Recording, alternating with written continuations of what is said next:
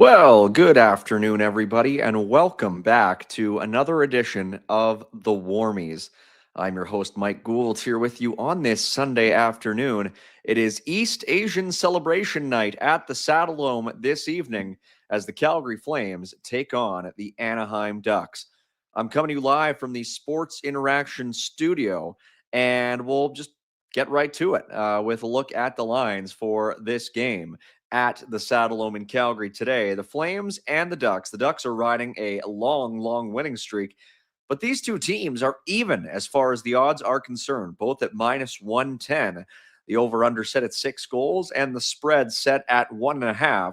We do have a couple of pre-built same-game parlays from the folks over at Sports Interaction. One of them is quite a bit more intricate than the others. As you can see there, the top one, Cutter Gauthier at over 2.5 shots on goal and an anytime goal scorer. That one will get you plus 210.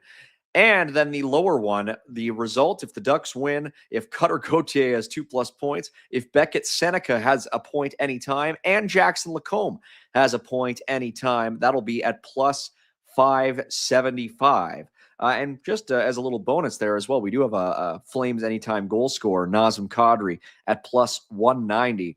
All of those odds, courtesy of the folks over at Sports Interaction, where every game is your game. From puck drop to overtime, bet with Canada's homegrown sportsbook. 19 plus, please play responsibly. They're a good site. And tonight's game should be a pretty good one. Live from the Scotiabank Saddledome. For a couple of reasons. For one, the reason that we're going live a little bit earlier today, I'm going to be at tonight's game. I don't get to go to many games, but I'm not doing the post-game show today, and I just have to sort of walk across the street. So, yeah, there you go. I'm going to be at tonight's game. Just like my buddy Anand Unatan. Good to see you, Anand, in the chat and live from the Dome already. So there you go. Some good folks in the chat. Speaking of Flames Nation, speaking of our shows, Kent Wilson, the daddy of all things Flames Nation, in the comments in the chat this evening, asking who scores next, Huberdeau, Kadri, or Farabee. I know Kadri does have a goal in 2026. I don't think the other two do.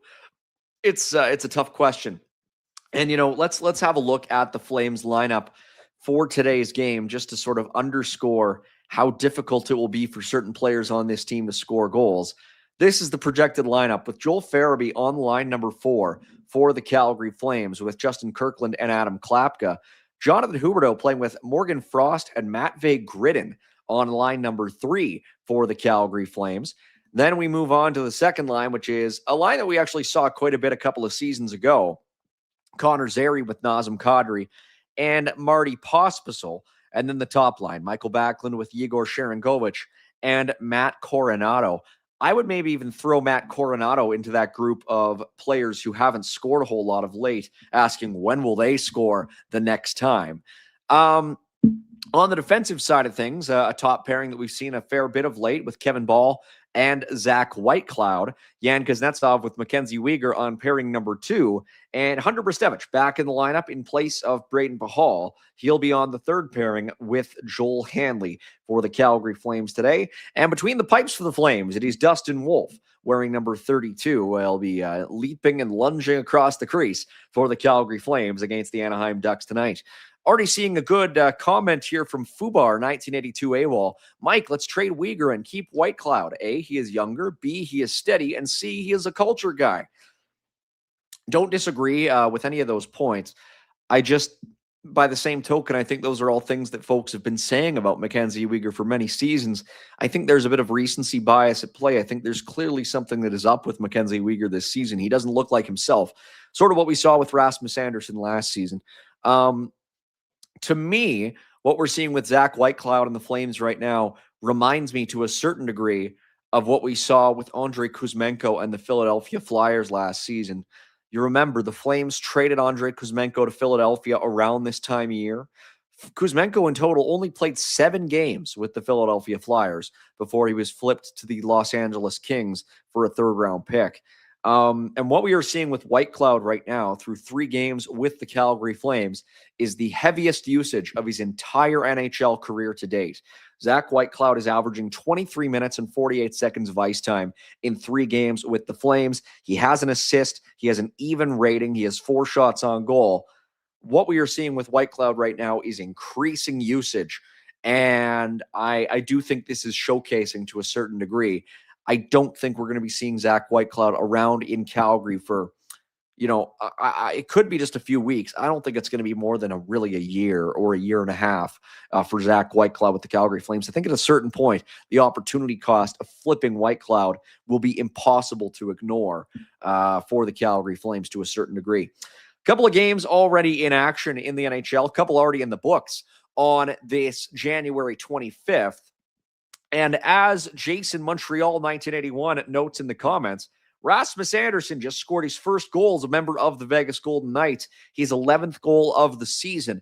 Unfortunately for Rasmus Andersson, it's like Chris Paul hitting a huge 3 to bring the deficit to 42 points, because the Golden Knights are down 7-1 to the Ottawa Senators late in the 3rd period of their game at the Canadian Tire Center in Canada, Ontario. It has been a rough one for Vegas today. So Andersson scored a goal in garbage time, but it looks like Vegas is going to lose that game. And in total, Andersson tonight is still a -1, which is not that bad when you consider that guys like Cole Reinhardt and Riley Smith and Tanner Lazinski and Braden Bowman and Keegan Colasar and Jeremy Lozon and Shea Theodore are all -3s for Vegas in that game. So Aiden Hill having a bit of a rough go for the Knights against Ottawa this evening. One game in progress as well. The Pittsburgh Penguins up 2-0 over the Vancouver Canucks. The Canucks starting to feel like they'll never win another game. Evgeny Malkin and Ben Kindle with the goals for the Penguins in that game in Vancouver. Ticket prices in Vancouver real low, I would imagine, as we continue onwards here. Of course, the Flames tickets prices not much better. I got tickets today for free, and there's a lot still available on the secondary market for pretty low and attractive prices. So if you're looking for last-second tickets, go look. There's some still available. The Flames playing a Ducks team that is pretty hot right now. They've won 6 consecutive games dating back to the 13th of January. The Ducks beat the Dallas Stars, the New York Rangers, the Colorado Avalanche, the Seattle Kraken, and the LA Kings twice over that 6-game winning streak. They are a pretty good team. Although, I mean, you have to even it out. The Ducks had lost their first 5 games of January before going on this 6-game winning streak. So it has evened out a little bit here in January, and now they're playing the Flames to kick off a back-to-back on the road in Alberta. They'll be in Edmonton tomorrow night. We'll have a look at the Anaheim Ducks lineup for today's game, as it's a pretty good team. The Ducks, led by the likes of Cutter Gauthier and Beckett Seneca. Gauthier is their leading goal scorer and point getter on the year. He's got 23 goals and 45 points in 50 games this season. One interesting one for the Ducks right now is Jeffrey Veal, who you see on the second line there for the Ducks in today's game. Sort of an afterthought type deal a few days ago when the Ducks acquired Jeffrey Veal from the Boston Bruins in exchange for a 4th-round pick. Veal had pretty much been exclusively in the American Hockey League for the last little while. But now in his first 4 games with the Ducks, Jeffrey Veal has 2 goals and an assist. Sort of a tough guy, both in his time in the American Hockey League and the NHL. So watch for Jeffrey Veal to maybe get engaged with guys like Adam Klapka and Ryan Lomberg in tonight's game for the Ducks. He's a big body out there, and he likes to make his presence felt. He's got 35 penalty minutes in just 14 NHL games this year, split between Anaheim and Boston. It's a solid lineup for the Anaheim Ducks. Of course, they're still without Leo Carlsson, who will probably miss the Olympics as well with a weird thigh lesion that he's been dealing with. So he'll be out for the foreseeable future for Anaheim. And no sign of Troy Terry in that lineup either for the Anaheim Ducks, but they've still got some very good weapons. But again, injuries, they are really, really hurting this Ducks team. Another guy not in the lineup, Mason McTavish, not listed there for the Anaheim Ducks. They've been relying a lot more on the likes of Mikael Granlund, who has missed a lot of this season, but is active on the Ducks top line in tonight's game, along with Alex Killorn and Beckett Seneca. It's a young lineup. It is a lineup that at its bottom is a little hairy, I would say. Tim Wash and Ian Moore, both in the lineup for the Anaheim Ducks tonight, not names that you are typically accustomed to seeing in the NHL. Chris Kreider is one of the more experienced players. We've seen a lot of him over the years. He's got 16 goals and 26 points in 45 games with the Ducks this season. So a bit of a hodgepodge with the Anaheim Ducks up front. We'll have a look at the defensive side. It is Jackson Lacombe who will be representing Team USA at the upcoming Olympics as an injury replacement for Seth Jones. He's playing on the top unit with Jacob Trouba. On the second pairing is Pavel Mintyukov with Drew Hellison, and then Olin Zellweger with Radko Gudas on the third pairing for the Anaheim Ducks in tonight's game. So a solid little defensive group for the Anaheim Ducks, to be certain. Pavel Mintyukov, going to be interesting to see him, a name that we've been seeing on some trade boards as the season has gone on, but he will get a nod on the second unit for the Ducks today. Worth noting, of course, as well, Ian Moore lining up on that fourth line for the Ducks, typically a defenseman. Might be an instance of 11-7 we'll be seeing for the Ducks here today, but don't be surprised if we see Ian Moore as well lining up on a forward unit for the Anaheim Ducks today. Some games also still to come in the NHL this evening. We'll be expecting to see the Florida Panthers and Chicago Blackhawks. Actually, that game has already just begun in Chicago at the United Center. And a couple already in the books. The Colorado Avalanche defeating the Toronto Maple Leafs by a 4-1 final score earlier today. Probably the biggest piece coming out of that game was the interesting gesture made by William Nylander from the Maple Leafs scratches booth up at the Scotiabank Arena, sort of flipping the bird to a camera, which I don't think was a great look given that the Leafs lost that game in pretty decisive fashion. And the Seattle Kraken beating the New Jersey Devils by a 4-2 final score. Seattle is still hanging around in the Western Conference playoff race, despite a bit of an underpowered lineup, but a couple of points by Jordan Eberle leading the way for the Kraken in that one. The Devils really are just falling out of contention with each passing game. By the way, that Senators Knights game just went final, a 7-1 win for the Ottawa Senators, who were in danger of joining the Flames at the bottom of the NHL standings. So assuming that the Penguins are able to hold on to their 2-0 lead, or maybe add to it over the Vancouver Canucks, we're still looking at Vancouver at the bottom of the NHL standings. If the Flames do lose today's game in regulation, though, they will fall below the St. Louis Blues, who picked up a single point in the game against the LA Kings that they had yesterday.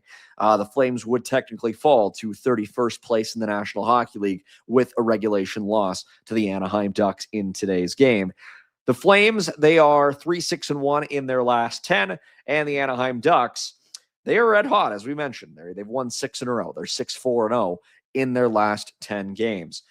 Some stuff that came out of the prospect sphere in yesterday's action and will be documented to a certain degree in a new piece that I have coming for Flames Nation in the coming days, which is going to be a little stock watch of Flames prospects. The Flames did play host to the Laval Rocket yesterday at the Scotiabank Saddledome. And it was a game that saw Zane Parekh get his first 2 AHL points. Zane Parekh assisting on a couple of goals by Lucas Siona and Idar Suniev. His first assist wasn't really much to write home about. It was just a secondary helper as the play went up ice, and David Cilia carried the puck into the Laval zone, and Lucas Siona batted home a rebound.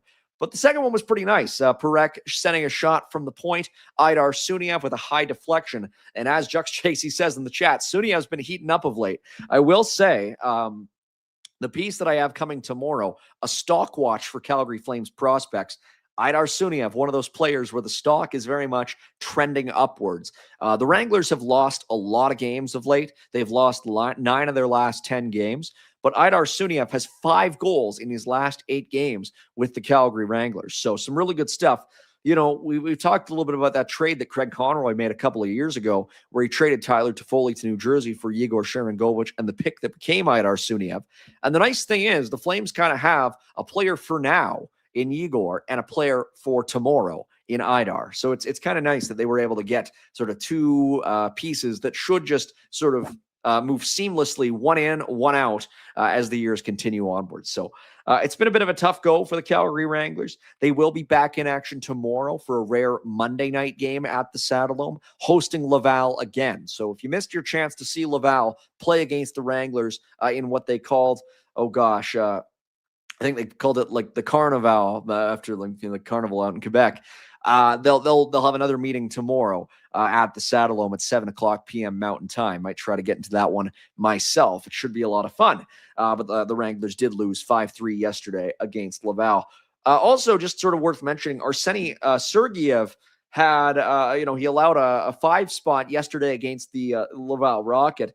But he deserves some praise as well, because this is a guy who started the year in the ECHL with the Rapid City Rush, has come up to the AHL with injuries to Ivan Prosvetov and Owen Say, and in 9 games with the Wranglers, Sergeyev has a .911 save percentage with a 1-3-4 record. So behind a Wranglers team that's been a little undermanned, Sergeyev has at least been able to get them to overtime half the time. He's gotten them points in more than half his games, which right now is definitely an accomplishment with the way that the Wranglers are playing. So good stuff there from Arseny Sergeyev.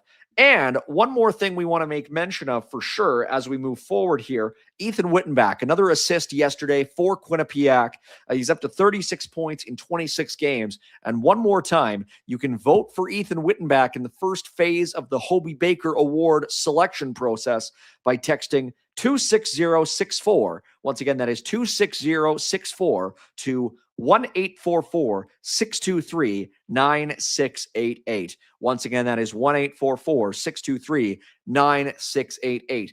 86 players been shortlisted for the Hobey Baker Award, and right now Ethan Wittenbach is second amongst all NCAA Division I players in scoring, behind only Max Plant, a Detroit Red Wings prospect who's playing on a much stronger team.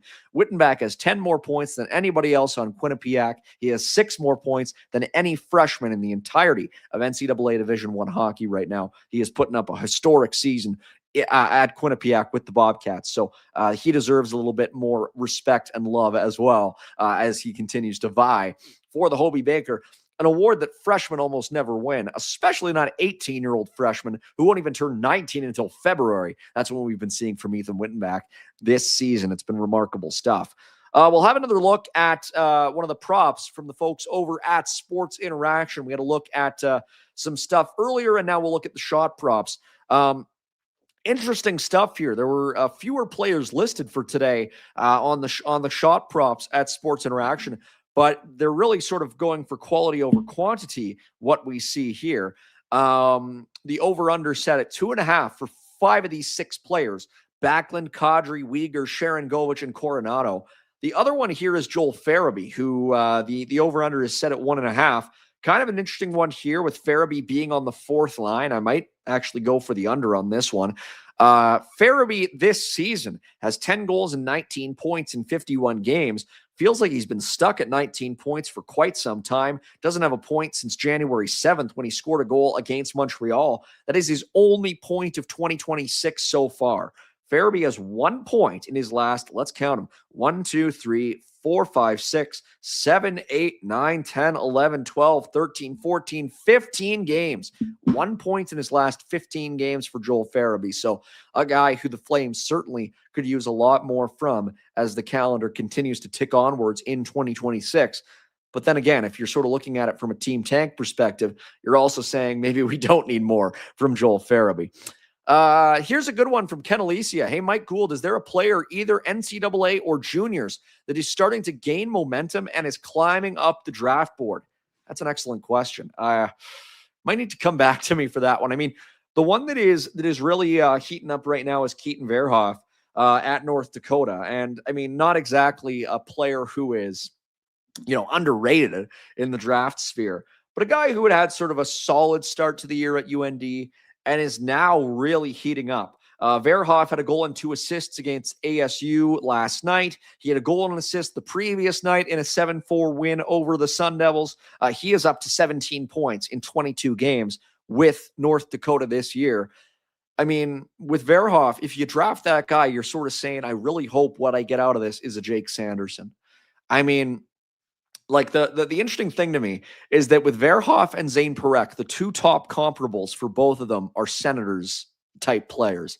In Verhoff, it's more a Sanderson, and with Parekh, if you're really lucky, if he hits all those boxes, it's maybe an Erik Karlsson. Those are 2 guys who never played together with the Ottawa Senators, but I mean, if you can get both of them on the same team, and if they both reach their potential, that's a very tantalizing prospect. Even though they both play on the right side, they would be on separate pairings.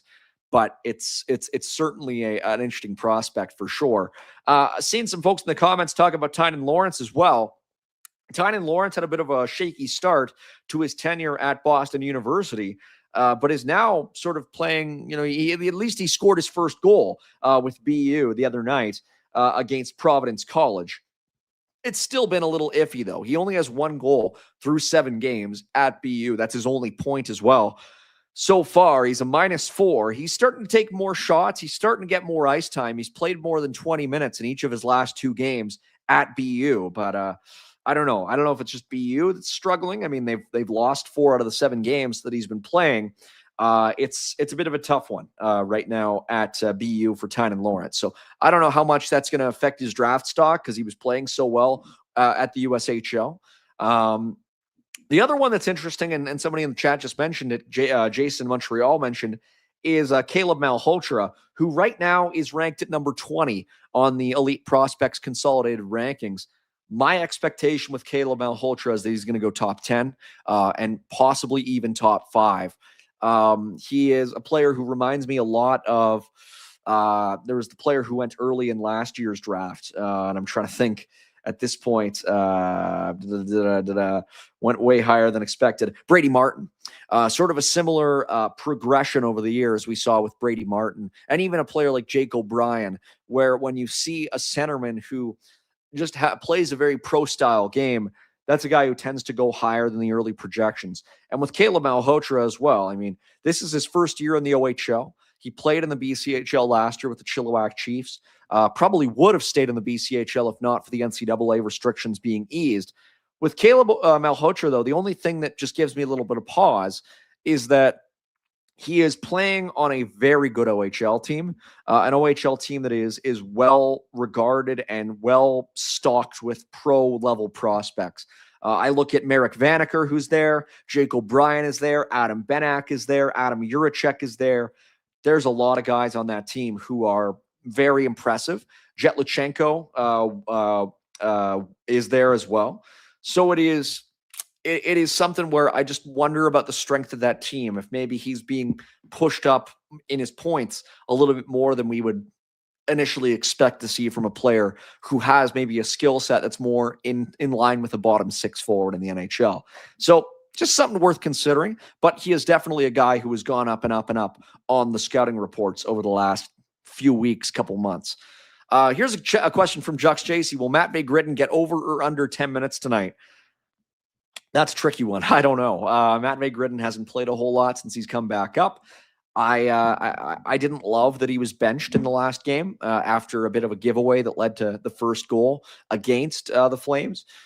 I think Matt Bay-Gritton is a guy who you need to give reps to as much as possible.